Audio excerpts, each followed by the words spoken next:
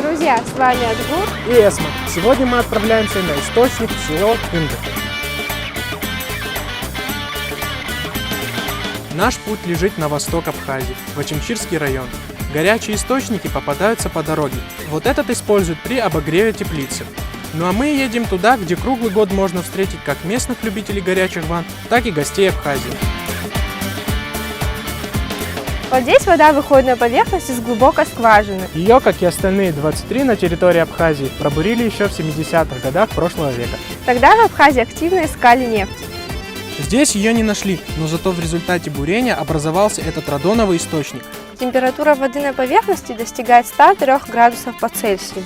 Здесь сильно пахнет сероводородом. Стекая дальше по склонам холма, источник образует несколько водопадов. И здесь температура уже доходит до 40 градусов, что вполне годится для купания. Считается, что этот душ и джакузи и грязи очень полезны для тех, кто страдает заболеваниями опорно-двигательного аппарата и кожи. Вот у меня, например, болит плечо, одно, второе.